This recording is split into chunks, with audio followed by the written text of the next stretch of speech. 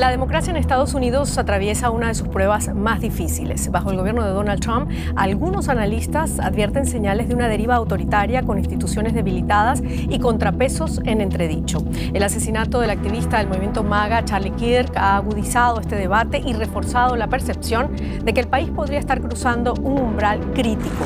Tras la muerte de Kirk, abatido en Utah, el presidente estadounidense muestra aún más decidido a intensificar su ofensiva contra la oposición. La prensa nacional e internacional en particular se enfrenta ahora a una hostilidad creciente. Algunos críticos dicen que en Estados Unidos ya se ha superado el punto de inflexión hacia un Estado autoritario. Por eso, en A Fondo nos preguntamos, ¿Estados Unidos bajo Trump, democracia a prueba?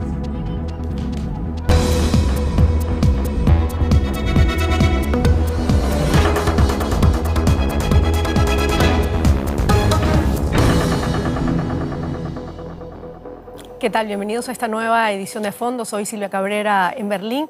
Nos acompañan hoy, los presento de inmediato, Juan Carlos Barrena, corresponsal del diario El Correo y del grupo editorial español Vocento. Es también analista político de DW. Diana Luna, internacionalista y asesora para la Fundación Friedrich Naumann para la Libertad, acá en Berlín. Ivo Hernández ha sido profesor de la Universidad de Münster en Alemania y ahora radica en Estados Unidos. Se especializa en temas internacionales. Nos acompaña vía Zoom desde Filadelfia. Bueno, muchísimas gracias por estar con nosotros y a ustedes que nos ven desde casa, gracias por acompañarnos en A Fondo. Vamos a partir de lo esencial. ¿En qué estado, Diana, se encuentra hoy la democracia estadounidense bajo Trump? Y te pido una primera valoración general antes de entrar en temas más puntuales. Sin duda, el estado de la democracia en Estados Unidos se encuentra a prueba, sobre todo sus pesos y sus contrapesos. Sin embargo, creo que una lectura de que Estados Unidos ya no es un país democrático es una lectura errónea. En Estados Unidos existen pesos y contrapesos fuertes como una sociedad civil fuerte, como una Suprema Corte de Justicia que no siempre está, que es independiente y tenemos un país como Estados Unidos tan grande que tiene una descentralización. O sea que las tareas del Ejecutivo sí son importantes, pero más allá las del Estado. Sin embargo, yo creo que sí hay debemos de estar preocupados de que estos pesos y contrapesos estén funcionando. Veo dos cosas que me preocupan en especial. Uno es la polarización, la desaparición de ese centro, de lo que conocíamos como un consenso bipartidista, y también veo la violencia política que lo estaremos viendo con el lamentable asesinato de Charlie Kirk. Y algo que me preocupa en especial es ver que mucha gente con esta cultura de la cancelación, en especial los jóvenes, se están despolitizando. Y eso es algo de lo peor que le puede pasar a una sociedad. Cuando yo decido dejar mis principios o mis ideas escondidas por miedo a que se me catalogue algo. Entonces, creo que es un momento muy clave, pero no creo que hay que ser tan pesimistas. Bueno, hablamos de varias cosas, o hablaste de varias cosas importantes. La Corte Suprema, que está de mayoría conservadora en este momento, polarización, violencia. Juan Carlos, también estamos viendo despliegues militares en varias ciudades de los Estados Unidos, mano dura contra los migrantes y además ciertos guiños a algunos líderes autoritarios del mundo. ¿Qué diferencia este segundo gobierno de Donald Trump con el primero? Bueno, sobre todo, y en primer lugar quizás, la gente que le rodea. En el primer gobierno de Trump había mucha gente moderada, había gente republicana bastante sensata. En esta segunda ocasión, la gente que ha escogido para gobernar con él o para delegar en ellos parte de su gobierno son personas o personajes que en algunos casos ni siquiera están preparados para el cometido que les han encomendado. Véase, por ejemplo, el nuevo responsable de Sanidad, el señor Kennedy, que viene con unas teorías médicas y sanitarias que ponen los pelos de punta a los médicos no solo en Estados Unidos, sino en todo el mundo. O los expertos, o el experto que tenemos en defensa, el secretario de Estado de Defensa, que tampoco es una persona que fuera de haber hecho el servicio militar, no tiene muchos conocimientos ni de política, ni de defensa, ni de ejércitos, ni de la OTAN. ¿Te preocupa a ti el rumbo de la democracia en Estados Unidos? Sí, sí me preocupa, pero no tanto como quizás como no tanto como a Diana, no, todo lo contrario, igual que a Diana. Yo creo que todavía no ha habido un giro de 180 grados total. Sí es cierto, y es una cosa que se puede apreciar, es que el señor Trump le gusta más coquetear con dictadores que con demócratas, y le gusta más hacer la corte al señor Vladimir Putin o a Kim Jong-un, con el que seguramente también estará preparando alguna reunión próximamente, que con sus aliados de toda la vida, ¿no? Con los aliados de Estados Unidos de toda la vida. No me refiero a los aliados de él personales, sino los aliados de su país. Claro. Bueno, aunque se está viendo ahora por lo menos un poco mano dura con Nicolás Maduro en Venezuela. Ivo Hernández, Trump primero, América primero, quiere acuerdos, quiere poder y además quiere silenciar las voces críticas contra su gobierno. ¿Qué tan grave crees tú que es este estilo de gobierno para la democracia en los Estados Unidos? Bueno, yo creo que hay sobre todo una especie de descoordinación en lo que estamos pensando, porque fíjense un detalle, aquí puertas adentro, nadie está silenciando a nadie. De hecho, las pocas voces de del Partido Demócrata que salen, todas son muy claras. La señora Ilhan Omar, que es un sujeto del islamismo radical, anda por ahí hablando. Lo que pasa es que el Partido Demócrata, y en ese sentido tengo que estar de acuerdo con lo que dice Diana, el centro se ha perdido porque el Partido Demócrata quedó descabezado, no tiene liderazgos, impusieron una candidata y descabezaron a un montón de liderazgo medio. Entonces, cuando impusieron a la señora Kamala Harris, que es un candidato artificial, mataron los liderazgos naturales que iban surgiendo, entre ellos el señor Gavin Newsom, que quedó simplemente vestido para la fiesta, pero no fue. Entonces, no hay interlocutores válidos, no se les está silenciando, sino que simplemente no los hay. Eso es muy importante. Ahora, lo que se ve puertas adentro es que entre los aliados de Occidente, que sería Estados Unidos y Europa mayormente, sí hay una descoordinación. Cuando usted compara el discurso de la señora von der Leyen y el discurso de Trump, ahí tiene dos antípodas perfectas, dos visiones de mundo. Alguna de las dos se mantendrá, pero la otra no va a poder subsistir. Pero estamos viendo alguna censura en los medios de comunicación. Hace poco, por ejemplo, contra Jimmy Kimmel de la ABC, que lo sacaron de su programa, ¿no?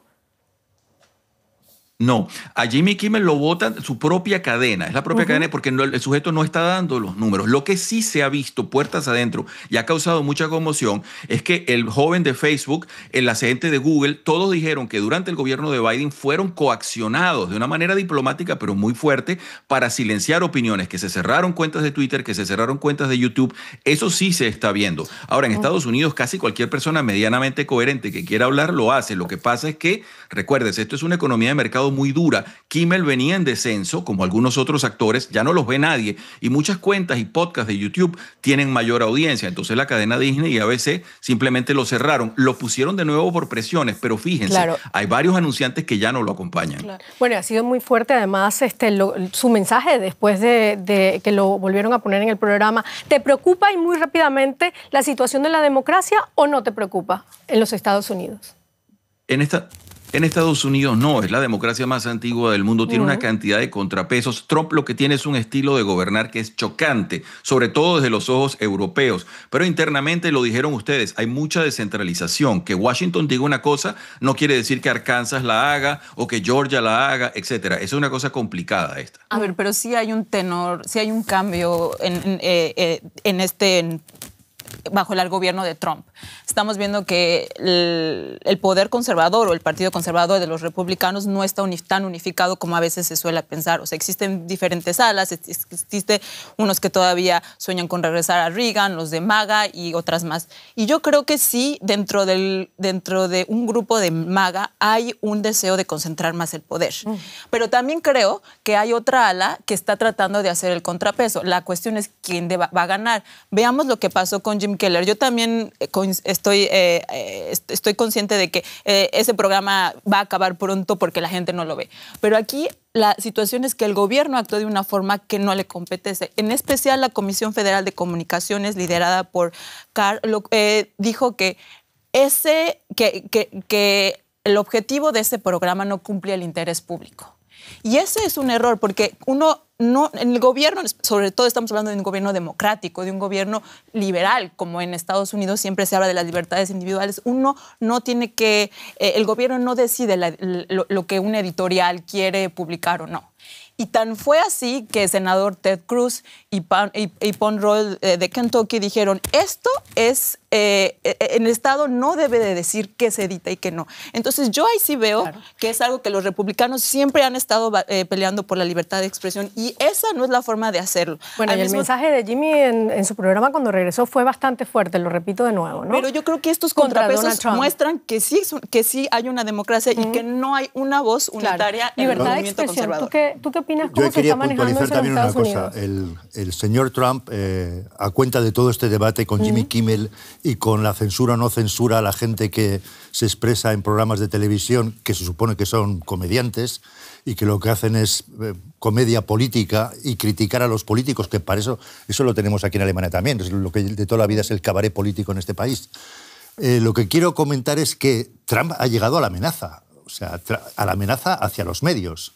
Con todo este debate sobre Jimmy Kimmel, hubo un momento en el que Trump o la gente de Trump dijo a las cadenas de televisión que no nos sigan la cuerda, no tenemos más que quitarles la licencia. Y eso es algo que se estuvo debatiendo en Estados Unidos hace muy pocos días, ¿no? O sea que libertad de expresión sí, que puede estar amenazada con medidas de ese tipo, por supuesto que sí también. Si el gobierno de Estados Unidos, el gobierno de Trump, se pone a decir a los medios de comunicación cómo tienen que trabajar, qué es lo que pueden decir y qué es lo que no pueden decir, y censurar sus expresiones o sus opiniones, entonces la libertad de expresión se verá bastante seriamente amenazada en ese país.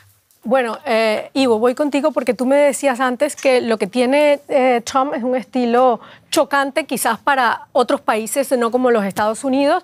Trump asegura, sin embargo, que él no es un dictador, sino una persona con mucho sentido común y que afirma que los estadounidenses a veces también quieren un dictador. ¿Eso es lo que realmente quieren los estadounidenses? ¿Mano dura desde el gobierno, desde la Casa Blanca?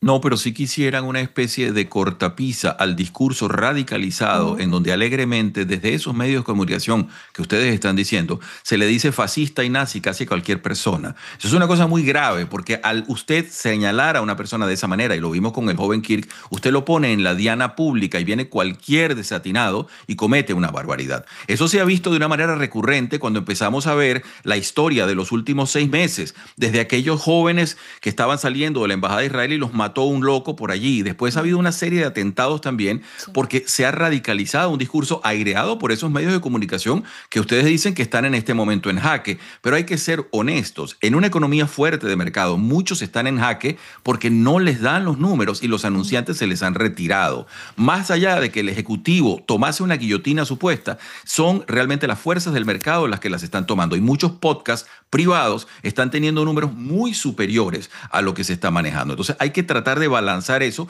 con ojos claros, porque allá no hay esos medios poderosos del Estado como los hay en Europa. ¿Y no Aquí crees? La NPR, que sería el equivalente, es mucho más pequeña. Claro, que es la televisión pública.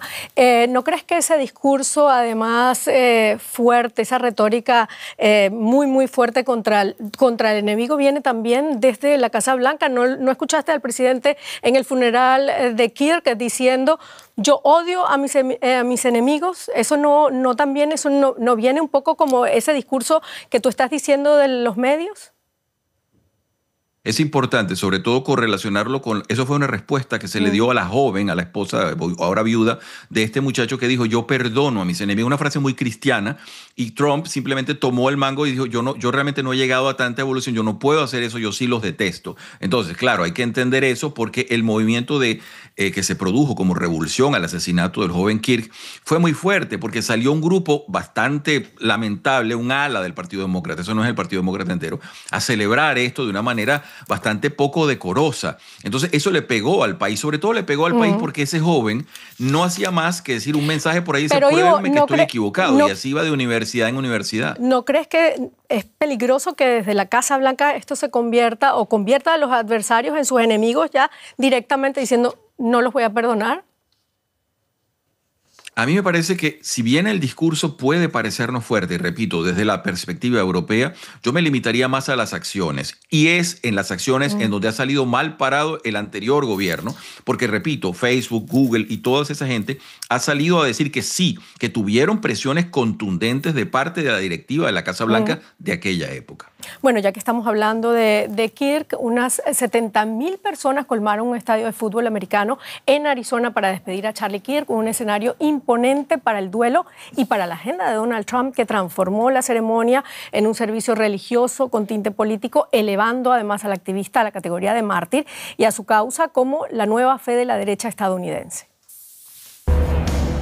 Debía ser un día dedicado a la reconciliación. El funeral del activista de derecha asesinado Charlie Kirk contó con la presencia del presidente estadounidense Donald Trump y su viuda Erica Kirk. A ese joven le digo, yo lo perdono. Pero el presidente de Estados Unidos no está dispuesto a perdonar. Charlie no odiaba a sus oponentes, quería lo mejor para ellos. Pero en eso yo discrepaba con él. Odio a mis oponentes y no quiero lo mejor para ellos, lo siento. En vez de reconciliación, Trump y el movimiento MAGA usurparon el protagonismo en el funeral, donde retrataron a Charlie Kirk como un mártir de la libertad estadounidense, un misionero o un guerrero de una nación que debe tomar el camino correcto. El camino a seguir es religioso y firmemente derechista, como el triple principio que defendía Charlie Kirk: Dios, familia y nación. Esto también incluye la lucha contra el aborto, la defensa de las armas y la pena de muerte, sin espacio para izquierdistas, inmigrantes ni personas queer. ¿Se convertirá MAGA en la nueva religión estatal de los Estados Unidos? Bueno, antes de MAGA, seguimos hablando de ese punto que conversaba con Ivo antes. Trump declaró allí en ese funeral, y lo acabamos de escuchar, que odia a sus enemigos y calificó además el atentado no como un ataque directo a Kirk, sino como un ataque a todos los estadounidenses, o sea, a Estados Unidos. Y te pregunto, Diana, ¿son ahora el odio y la venganza las armas del Estado? Yo creo que siempre hay una tentación de utilizarlas, pero yo creo que en este caso, si bien hemos visto que se ha formado una coalición en el grupo conservador de los MAGAs y de los evangélicos, eso no significa que la religión automáticamente tiene que ser utilizada para promover el odio. Al contrario, a mí en lo que más me sorprende la respuesta de Erica Kirk, la viuda, diciendo su respuesta es el perdón. Eso es completamente diferente a Donald Trump. Y yo creo que esto es un punto muy importante. No creo que en los siguientes años vayamos a ver que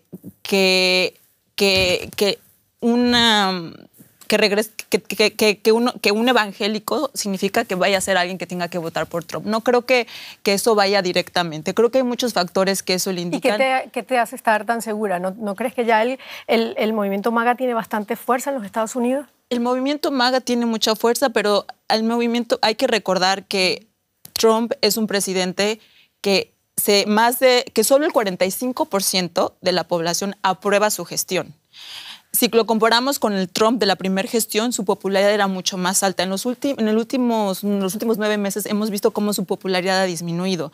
Y por eso es que yo creo que a veces, obviamente, la figura del presidente Trump es muy placativa y es muy atractiva para analizar, pero no hay tanta fuerza detrás. Y parte de su discurso que vimos en el funeral y en Naciones Unidas es hablarle a su base.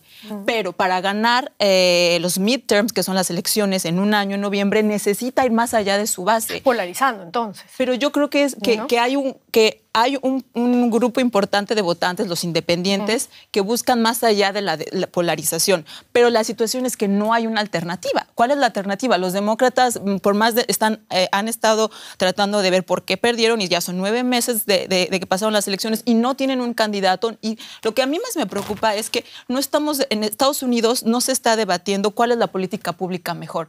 Que recordemos que en un tiempo se decía, ¿qué queremos más? ¿Estado o menos Estado? Claro. No, se está tratando de politizar en los dos sentidos. Ambos partidos están polarizando y no estamos hablando ahorita del contenido. Ambos partidos están polarizando en los Estados Unidos. ¿Cómo lo ves tú? ¿Y qué ha pasado? Que es la pregunta que se hacía Diana con los demócratas en Estados Unidos. ¿Dónde está el contrapeso desde ese partido hacia Trump y su manera de llevar el gobierno?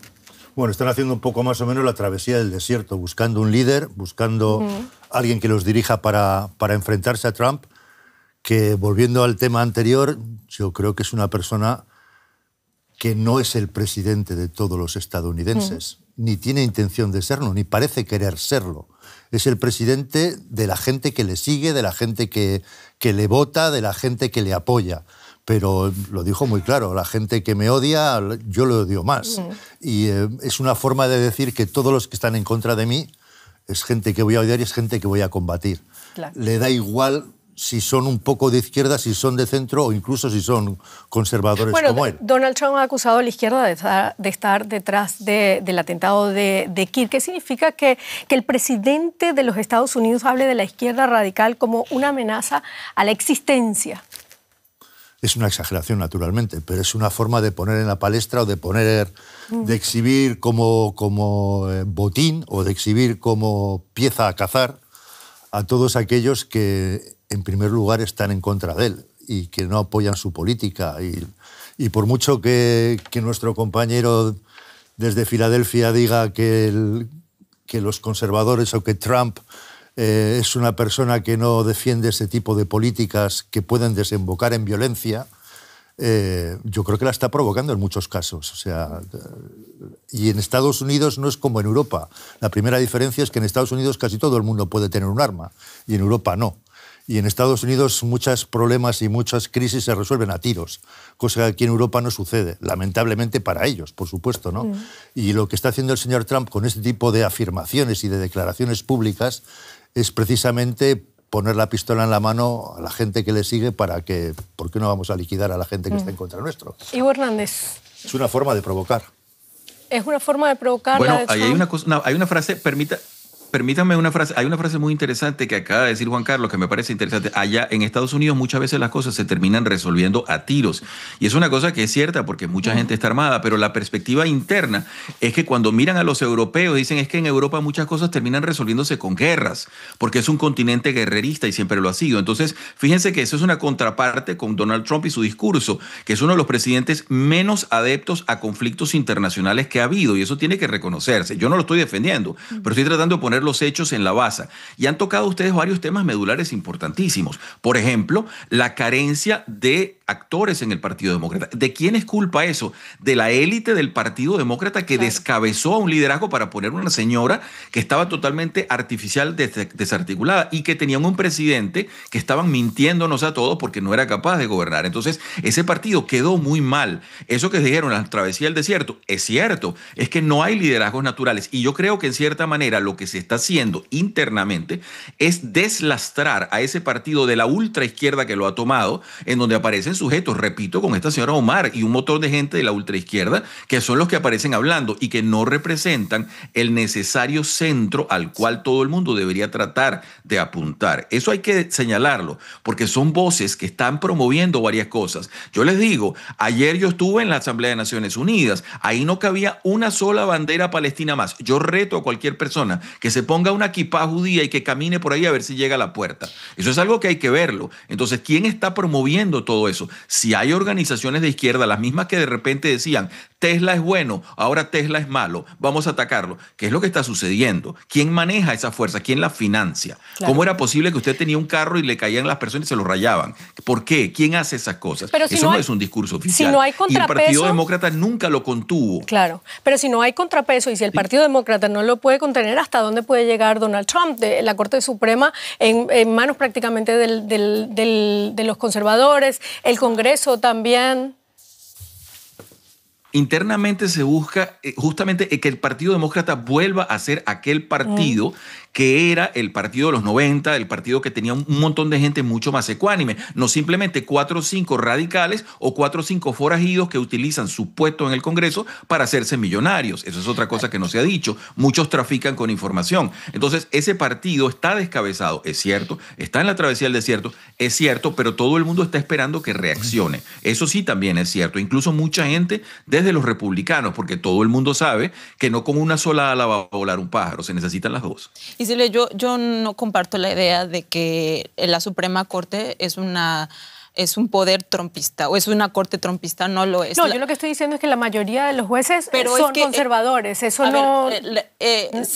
Pero eso no tiene nada que ver que un juez tenga una tendencia conservadora de que necesariamente va a dar un fallo de esa forma. Yo creo que si hay una Corte de Justicia que ha sido independiente a nivel mundial, ha sido la de Estados Unidos. Estoy hablando de la de ahora, ¿no? La de ahora estamos hablando de la misma Suprema Corte. Y déjame dar un ejemplo que creo que para América Latina es muy importante. Muchas de las decisiones erróneas muchas de las decisiones que Trump ha tomado para concentrar el poder a nivel ejecutivo han sido primeramente frenadas por cortes locales, porque en Estados Unidos eso se puede. Eso es algo que no se puede en todas partes. El segundo punto, la Suprema Corte de Justicia, sí, claro que hubo una nominación, esta última juez Amy, pero hemos visto como ella tome sus fallos, no siempre son a favor de Trump.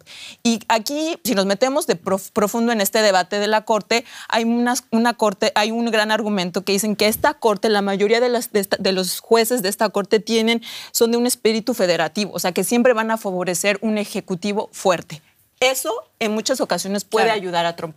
Pero estamos viendo decisiones importantes como este caso que voy a dar, en los que fallan en contra de Trump. Está esta decisión que todos conocemos. O sea, que para ti hay separación de poderes en los Estados Unidos en este momento. Este ejemplo es muy importante porque en marzo vimos más de 100 venezolanos que se vinculaban al Tren de Aragua, que fueron enviados a El Salvador, a la cárcel de Bukele.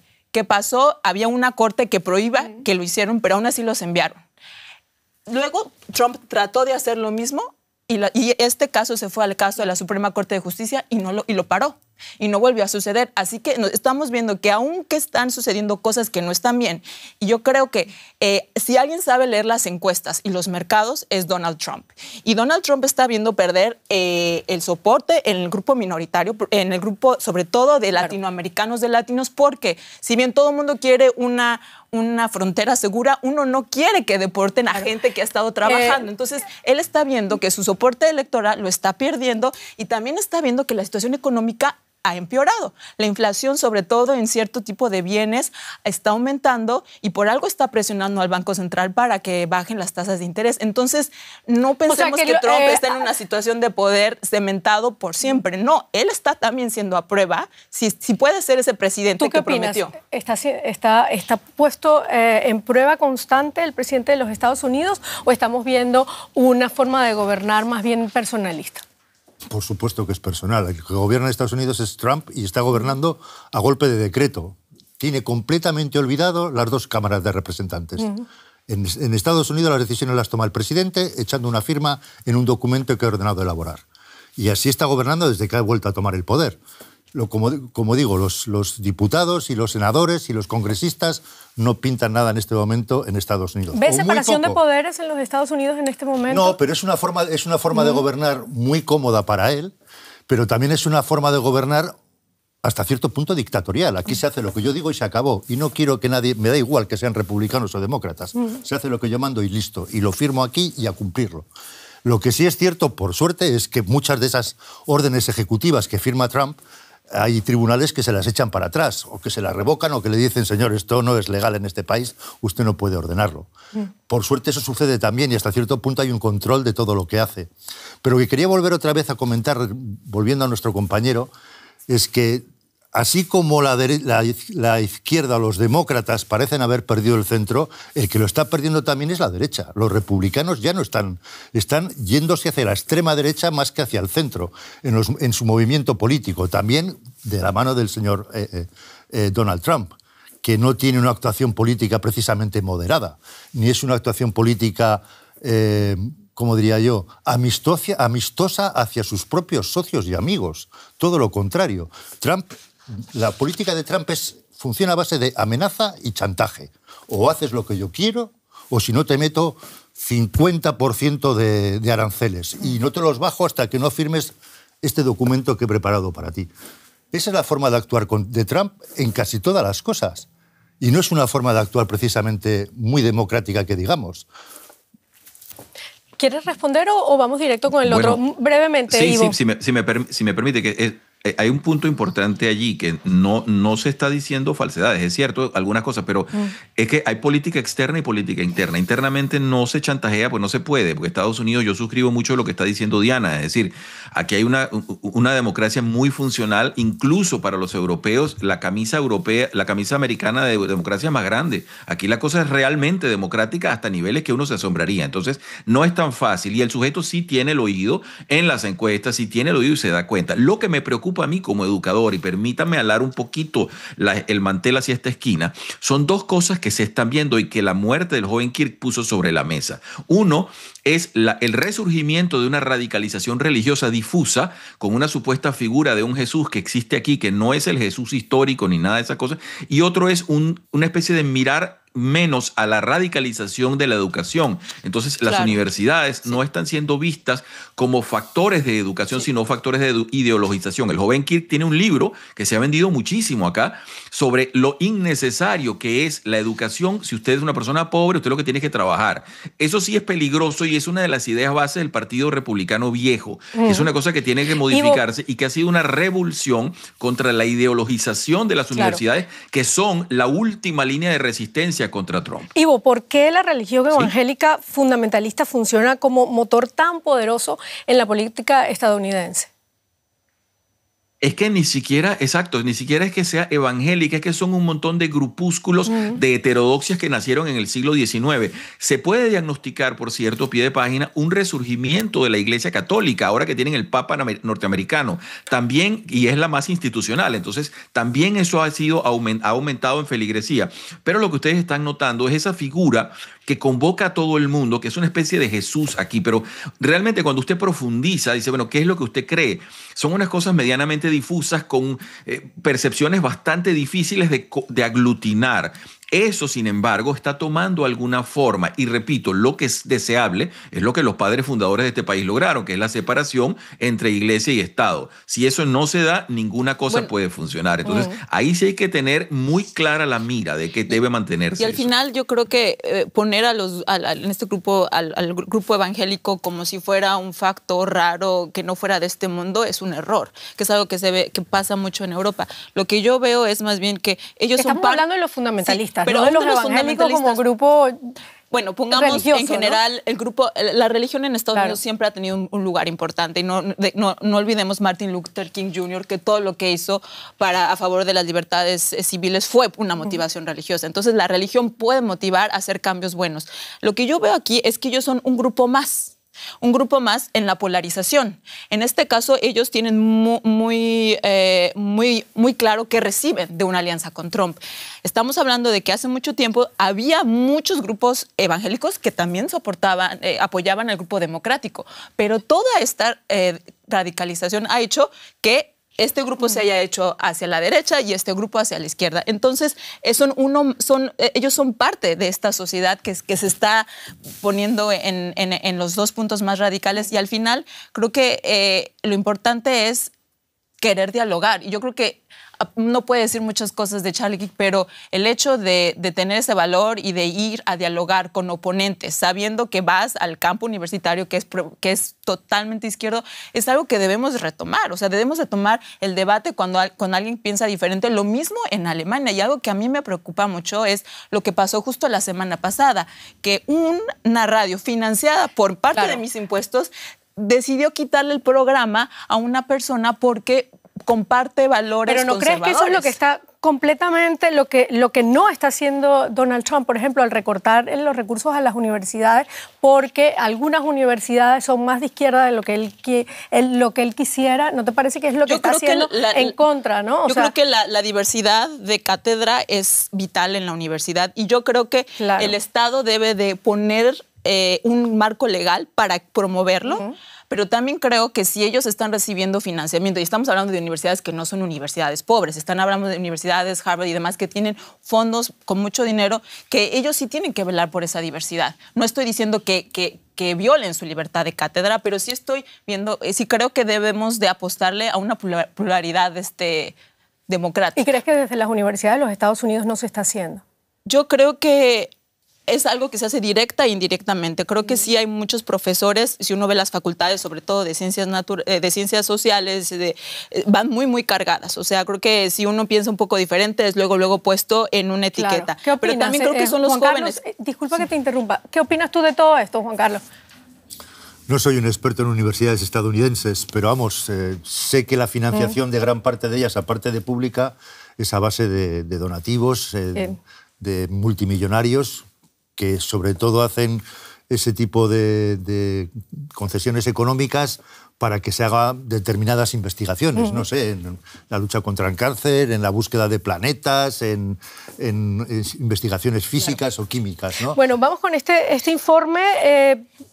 Por cierto, por lo que dijo Ivo, que es un estilo chocante de Trump, sin embargo, muchos ven que Estados Unidos vive en este momento una transformación sin precedentes bajo este presidente, derechos restringidos, instituciones bajo presión, como lo habíamos dicho, de las universidades, medios acosados. Para muchos el país ya no solo enfrenta una crisis política, sino el riesgo real de un viraje autoritario. Grupos de comando enmascarados arrestan a personas sin causa ni pruebas. Guardias nacionales armados patrullan las calles de las principales ciudades. Bienvenidos a los Estados Unidos de Donald Trump. Los tribunales intentan obstaculizar los esfuerzos del gobierno por limitar las libertades civiles, pero a menudo pierden en la Corte Suprema, donde 6 de los 9 jueces están alineados ideológicamente con el presidente. Trump también presiona a la Reserva Federal Independiente de Estados Unidos y a su presidente, Jerome Powell. Incluso despidió a uno de sus miembros, Lisa Cook. Las universidades están cambiando sus planes de estudio y los procesos de admisión por temor a perder financiación para la investigación. El gobierno estadounidense quiere incluso definir qué se podrá exhibir en los museos en el futuro. Mientras tanto, muchos medios de comunicación se enfrentan a numerosas demandas o amenazas de revocación de sus licencias de transmisión. Toman una gran historia y la convierten en algo malo. Personalmente, creo que eso es ilegal. ¿Qué tan autoritaria es la reestructuración impulsada por Trump? Bueno, me quedo con esa pregunta, Juan Carlos. Tras ver el impacto en la sociedad, lo que estamos hablando, miremos ahora hacia esas instituciones. ¿Qué tan profundo es hoy el control de Donald Trump sobre las instituciones del Estado? Y seguramente todavía no las controla tanto como las querría controlar. Yo creo que el señor Trump, y en eso envidia seguramente a Putin y a otros dictadores, no tiene ni tendrá seguramente nunca el poder que tiene ese tipo de gobernantes, ¿no? A Donald Trump le gustaría tenerlo todo bajo control para que la gente hiciera lo que él desea y lo que él quiere. Y no solamente la Reserva Federal o la Corte Suprema o las universidades o los museos. La aspiración de Donald Trump es el control absoluto sobre el país. Es la impresión que da. Bueno, muchos seguramente analistas... no será así, pero es la impresión que da viendo las declaraciones que hace y cómo también, antes comentaba él que las amenazas van dirigidas solamente al exterior. Perdona, también amenaza en Estados Unidos, como cuando comentaba antes, había dicho que a las cadenas de televisión que no seguían su cuerda no había más que quitarles la licencia. Y esas amenazas no fueron para Europa, esas amenazas fueron para las cadenas de televisión estadounidenses. Muchos analistas hablan, Juan Carlos, de una deriva postdemocrática, instituciones cooptadas, jueces alineados, oposición debilitada. ¿Hasta dónde puede expandir Trump su poder? Pues hasta donde lo permita la justicia y hasta donde lo permitan los republicanos, que son los que están gobernando con él. Y hasta donde lo permita su entorno. Ese es el límite que tendrá. Y seguramente hasta donde lo permita el propio pueblo estadounidense, que si es necesario también sabe salir a la calle y protestar. Claro. ¿No? Bueno, Ivo, tú hablabas antes de la Asamblea de la ONU y allí vimos de todo, ¿no? Donald Trump tiró contra todo el mundo, contra la ONU, contra Occidente, contra Europa. Lo que llamó la atención sobre todo fue el cambio de postura sobre Ucrania. ¿Tú crees que esto es un movimiento estratégico o la muestra de un liderazgo imprevisible y personalista en el escenario global? A mí me preocupa particularmente esos dos grandes conflictos, el problema de la Franja de Gaza y el problema de Ucrania. Y eso creo que se ha dejado claro en el discurso público. El de Ucrania, sobre todo admitido por el propio Trump, es un tema que le ha sobrepasado. Es decir, él pensó que era mucho más sencillo y que podía resolverse y se ha dado cuenta que no, que es un tema que además va a tener repercusiones importantes. Los cambios allí tenemos que estar preparados, van a empezar a suceder en la medida en que las soluciones puedan empezar a visorarse. No es un conflicto sencillo. Tenemos además un problema que puede desparramarse en cualquier momento. Hemos visto los drones en Polonia, los aviones volando sobre los países bálticos. Es decir, aquí hay una situación que compete a la OTAN como compete a Estados Unidos y está complicada. Y eso ha quedado claro. Los cambios van a venir. Vamos a escuchar propuestas diversas en los próximos meses y esperemos todos que sean propuestas que lleven a una solución. Eso sería lo que deseamos todos. Bueno, también en la ONU, Ana, Trump anunció que está utilizando las Fuerzas Armadas para destruir a los cárteles de la droga, como lo estamos viendo allí en el Mar Caribe. ¿Está utilizando la guerra contra el narcotráfico como instrumento político o realmente es para su seguridad, para la seguridad del país? Yo creo que son las dos cosas. Creo que uno puede criticar muchas cosas de la política exterior, como la guerra comercial en la que se encuentra por Trump, pero creo que lo que el gobierno de Trump está haciendo en relación a Cuba y Venezuela son decisiones muy acertadas, que vienen desde un fondo nacional, que estamos viendo el consumo del fentanil, cómo la droga está llegando de una forma impresionante a Estados Unidos, pero también estamos viendo que estos dos han sido regímenes en los que Estados Unidos por mucho tiempo les dio licencia a dictadores como Maduro o como el régimen postcastrista de seguir cometiendo las violaciones a derechos humanos que siguen haciendo. Y si bien creo que las muertes extrajudiciales que estamos viendo en el Caribe no es en la respuesta. Creo que sí es una forma de que él está mostrando la fuerza, diciendo está en interés de Estados Unidos tener un Caribe seguro y no solo por Estados Unidos. Hay que recordar, hubo una elección electoral en Venezuela. Entonces creo que en ese sentido está haciendo algo muy acertado. Vamos a ver qué pasa. Bueno, tengo muy poquito tiempo. ¿Qué te pareció a ti, Juan Carlos, ese discurso de Donald Trump en la ONU, donde habló de los cárteles de la droga, habló del cambio con Ucrania? Y sobre todo de sí mismo, y de lo bueno que es, y de lo fantástico que es Donald Trump, y de que ha solucionado él solito 7 guerras, todo mentira, pero no dijo que había solucionado la de Ucrania, que cuando tomó el poder comentó que en 24 horas iba a acabar con esa guerra, ni tampoco con la de Gaza, que también la iba a resolver en 24 horas. ¿Existe margen para revertir esa deriva autoritaria de Donald Trump de la que tú nos has estado hablando? Bueno, no sé. No me da la impresión de que sea una persona a la que sea fácil convencerle de cosas que no le gustan, ¿no? Lo que sí espero es que los anuncios que ha hecho en ese discurso de Naciones Unidas, como por ejemplo el respaldo total en este momento a Ucrania, no sea una afirmación de 24 horas y que cambie de opinión de hoy a mañana y que mañana vuelva a dejar tirado a Zelensky y a Ucrania en mitad de una guerra injusta como la que está cometiendo Rusia allí. Bueno, lamentablemente se nos ha terminado el tiempo. Ha sido muy, muy complicado el manejar el tiempo en este programa, pero terminamos. Muchísimas gracias por habernos acompañado. Gracias a ustedes por seguirnos aquí en el programa.